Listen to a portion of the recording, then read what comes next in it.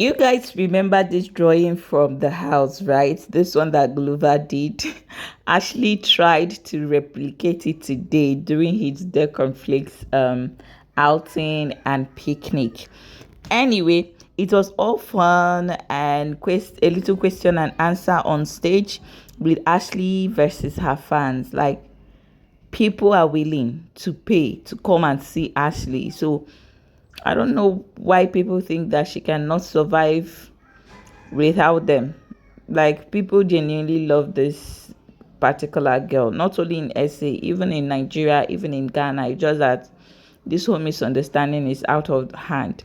But these people are willing to pay money to come and see Ashley.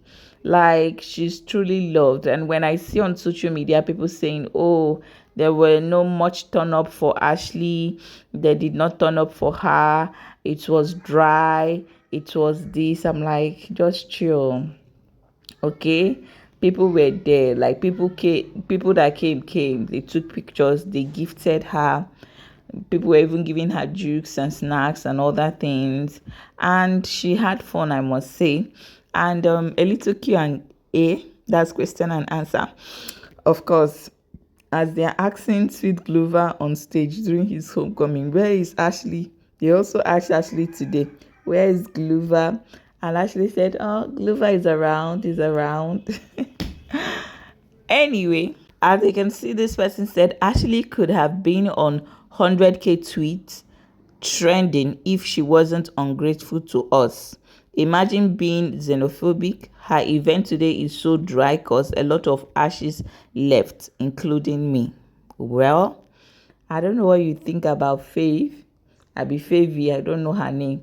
She said Ashley's event today was dry, that she's supposed to have been trending with over 100k tweets on Twitter X, but because she was very ungrateful and rude to some countries, a lot of ashes left. Anyway, I don't know if you're an Ashley's fans before and you think that she was being ungrateful or she's ungrateful and you left, you stopped loving her as much as you loved her before, please let me know. Put it down the comments, okay guys? Put it down the comments.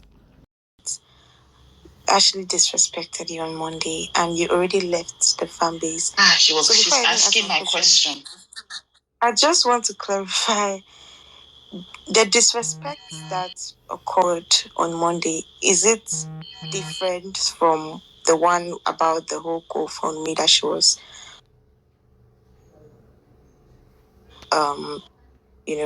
talking to you about later on?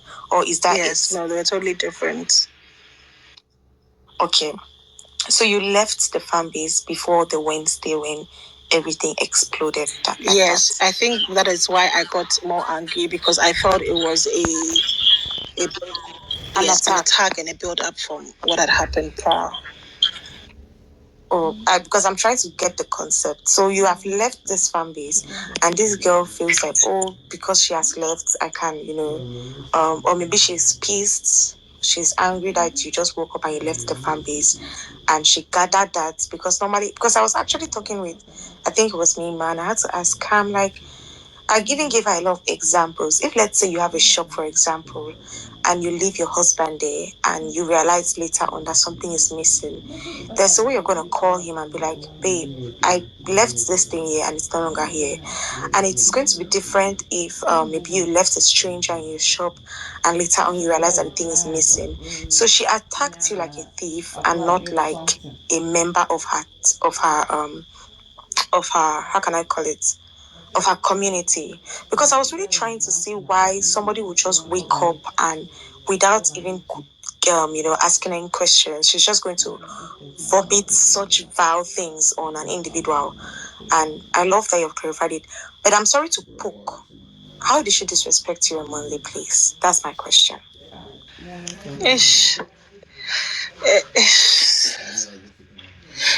It's a lot of.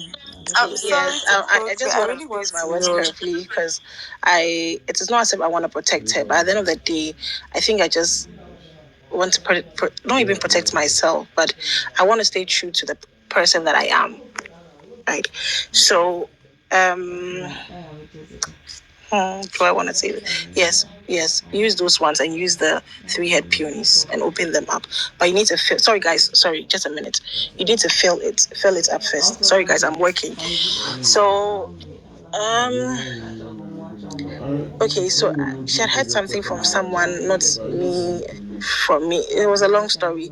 So the person wanted to talk about it eventually because there was something that shouldn't have gone out, which went out, and the person came to attack me. Like someone called me to attack me, and I didn't appreciate that. So I wanted to have a word with her that, look, I understand that you have your shipper friends and everything, but please, you either tell them the truth or, not have a conversation about me at all, because the one thing that I didn't really do was to talk on her ship, like give my opinion like that, because I like to detach from all of these. So yeah, not without going into details. So that was a conversation I wanted us to have, but she didn't see it like that, and she was like, "Yeah, I think she was just being rude, and yeah, I don't want to talk to. I don't want to talk." I'm like, "Sharp, if you don't want to talk, that's fine. Like, let's just leave it, right?" Then she says, she's mad, blah blah. But the next thing she says was what ticked me off. She was like, she's gonna go live and crash out and then go back home, like end everything and go back home, basically like self-sabotage, and then go back home to Durban. And that was when the scales dropped from my eyes, because it took me back to all the hard work, all the insults that I had to endure because of her. It took me back to the late nights that I had to draw up PR and strategies. It took me back to when I had to teach some of the reps how to do things. Took me back to, dealing with all groups, answering people, being diplomatic. Like, it took me back to when she came out of the house, how we had to do PR. It took me back to it took me back to everything we had put in place for her. And so I told her that I cannot want more for you than you do for yourself. And you can't threaten me with self-sabotage. It only means that you do not value what you have. And so I think my work in your life is done. And I was like, I'm done, I'm out. Because I'm a businesswoman. And in my actual life, I'm a businesswoman. And if it's an investment, I only invest in the right ventures.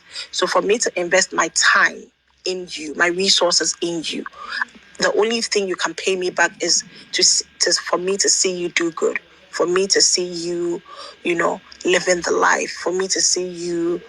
I'd love to say that, oh, I made an impact in someone's life. And I do that in my normal, natural, everyday life, right?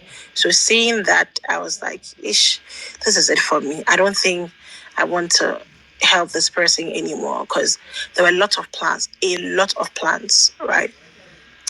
So yeah, that was it for me. That threatening me with self-sabotage was it for me. I was like, nah, I'm done.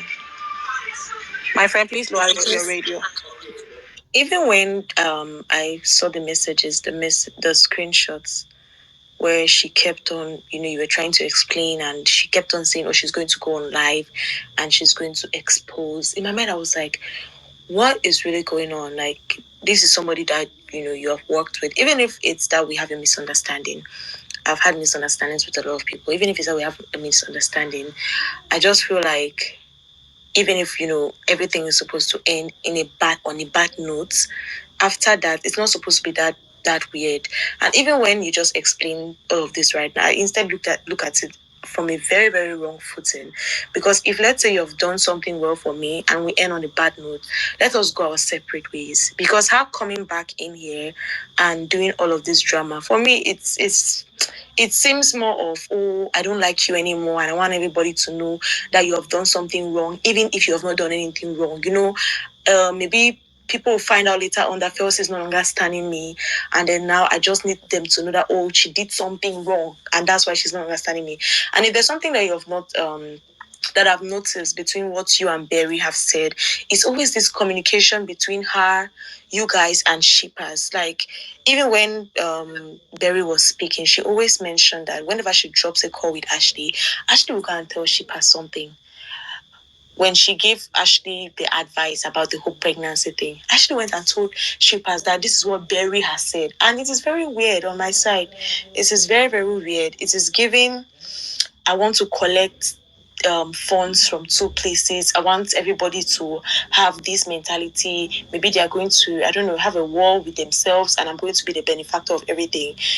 Anyways, I don't really know how you look at it from your own perspective.